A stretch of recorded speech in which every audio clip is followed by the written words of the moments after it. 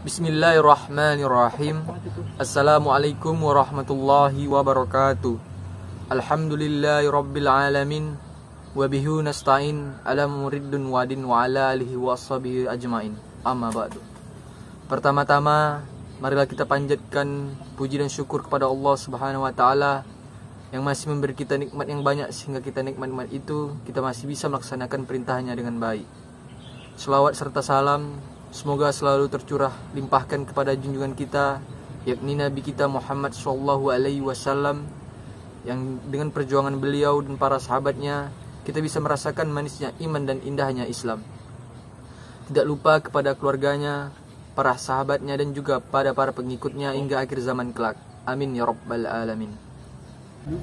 Halo teman-teman sekalian, perkenalkan nama saya Bimadiur Rahmadani. Saya dari jurusan Ilmu Komunikasi kelas 1B. Pada kesempatan yang berbahagia ini, saya akan menyampaikan kultum tentang ikhlas. Mungkin semua orang telah tahu apa yang namanya ikhlas. Seiring orang yang mengartikan ikhlas dengan melakukan sesuatu tanpa mengharapkan imbalan apa-apa. Dalam agama kita, ikhlas adalah melakukan sesuatu karena Allah Subhanahu wa taala. Ikhlas sendiri mempunyai terdapat dalam praktek-praktek kehidupan kita sehari-hari. Contohnya, ikhlas dalam bekerja, ikhlas dalam beramal, ikhlas dalam mengajar, ikhlas dalam beribadah, dan lain-lain sebagainya. Nah, contohnya apabila kita masukkan dalam konteks ibadah, maka ikhlas berarti melakukan ibadah karena Allah Subhanahu wa taala, bukan yang lain, bukan karena ingin dipuji, bukan karena ingin terlihat soleh, tapi benar-benar semata-mata hanya karena Allah. Allah berfirman dalam surah Al-Bayyinah ayat 5 yang artinya, tidaklah mereka diperintahkan kecuali untuk mengikhlaskan agama untuknya.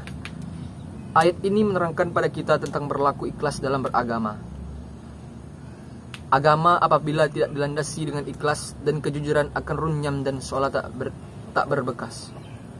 Orang sibuk memikirkan kepentingan diri sendiri tanpa sedikit pun menempatkan agama dalam prioritas hidupnya. Ikhlas dalam beragama menjadi sangat penting untuk pupuk dalam diri. Karena dengan ikhlas, semua urusan akan menjadi lebih terang dan mudah untuk dijalankan. Ikhlas juga menjadi penting untuk dipraktikkan karena setiap amalan yang kita lakukan tidak sah di mata Allah apabila tidak melakukannya.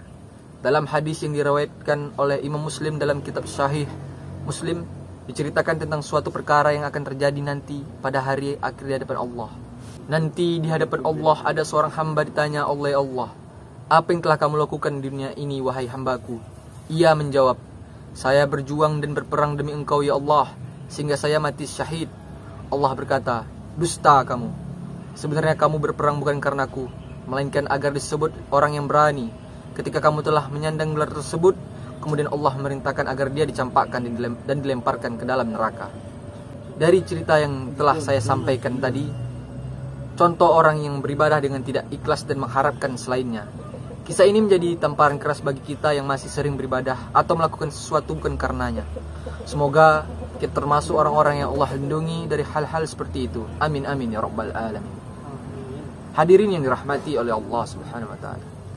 Dalam beramal, ikhlas menjadi ukuran sebesar apa pahala yang kita dapat. Semakin ikhlas seorang dalam beramal, semakin besar juga balasan yang diterima.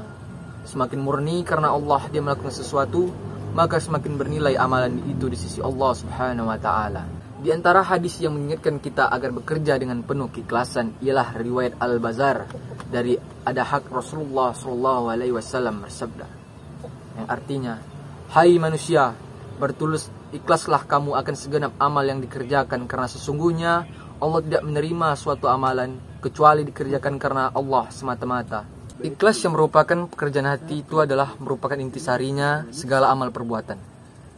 Tidak sempurna amal ibadah kita, sia-sia pekerjaan yang kita kerjakan, tak ada nilainya di sisi Allah Subhanahu wa taala bila mana amal itu dikerjakan tanpa niat dan ikhlas. Karenanya haruslah selalu diingat bahwa setiap amal pekerjaan yang kita lakukan, setiap usaha yang kita laksanakan, setiap sedekah yang kita keluarkan, setiap ibadah yang kita amalkan, setiap gerak langkah dan tindakan kesemuanya itu dikerjakan karena Allah Subhanahu wa taala semata. Tidak ada jalan yang dapat mendatangkan kepuasan dalam beramal kecuali dengan keikhlasan. Karena kalau kita bekerja dengan keikhlasan, tidaklah takut dicela orang. Tidaklah pula menanti pujian, dada terasa lapang, hati terasa terang, senang suasana cerah terpancar dari wajah, dan pancaran hati sanubari yang ikhlas. Sebagaimana sabda Rasulullah SAW yang artinya, Allah tidak menerima suatu amalan melainkan yang benar-benar murni baginya, dan yang dituntut dengan ini adalah keriduannya. Hadirin yang dirahmati Allah Subhanahu wa taala. Perintah Allah agar manusia muslim selalu ikhlas dalam beribadah, dan Allah berfirman yang artinya, sesungguhnya telah kami turunkan kepadamu kitab Al-Quran dengan kebenaran, oleh karena itu beribadahlah kamu kepada Allah dalam keadaan keikhlasan hanya baginya.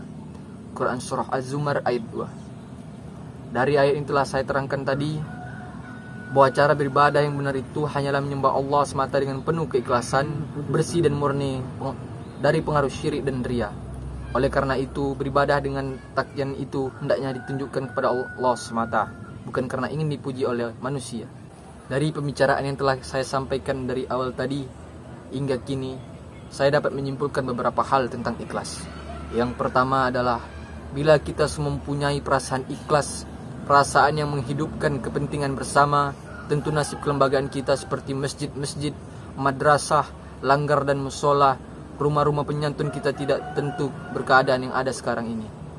Yang kedua, ketiadaan ikhlas atau salah pengertian tentang ikhlas itulah yang menjadi sebab kucar-kacirnya segala amal kita. Yang ketiga, maka di saat ini bukan hanya memperbanyak amal saja, tetapi keikhlasan kita dalam menghadapi amal-amal tersebut.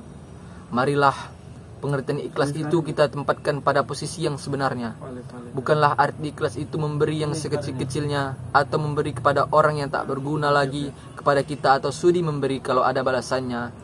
Tetapi ikhlas itu mengerjakan suatu amal bermanfaat kepada bersama dengan mengikuti titah atau perintah Allah Subhanahu wa taala.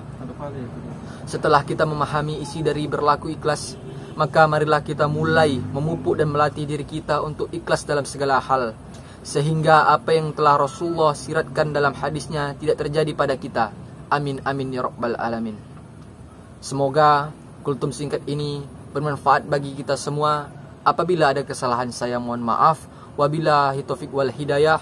Wassalamualaikum warahmatullahi wabarakatuh.